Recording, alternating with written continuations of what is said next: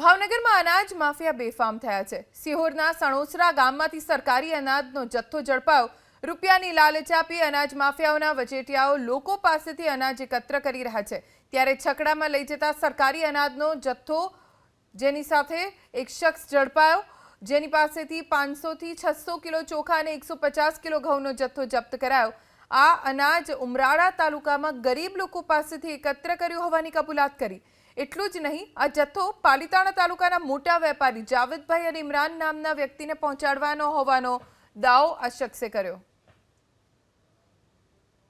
ક્યાંથી માલ ભર્યો? ઉમરાળા રંગોળાથી ભરીને લાવ્યો છે। ક્યાં દેવાનો માલ? પાલિતાણા। હું માલ હું ભર્યો અંદર? ઘઉં ને ચોખા। શું ભાવે લીધું છે? 21-22 રૂપિયા।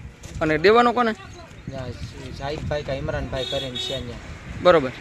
આ ટેમ્પો ભરીને આવ્યો, ઊભો રાખ્યો છે। આ 5 દિનની અંદર આ બીજી વખત ટેમ્પો એમ પકડ્યો। બીજી વખત ગામના લોકો બધા બીજી વખત ટેમ્પો પકડ્યો છે। તો એની માટે મેં મામલતદારશ્રીને જાણ કરી। મામલતદારશ્રીએ એમ કીધું કે તમે ટેમ્પો ઊભો રાખો, હું માણસને એકલું છું, હું રજા પર છું, ન્યાય મામલતદારનો પછી ફોન આવ્યો, હું આવું છું। મામલતદાર સાહેબ એવું કીધું કે તાત્કાલિક ને આવી તમે ઊભો રાખજો, જવા ન દેતા કે તાત્કાલિક આવી એટલે ત્યાંથી નીકળી ગયા છે। મને કે અમે આવી કે તમે ઊભા રહેજો।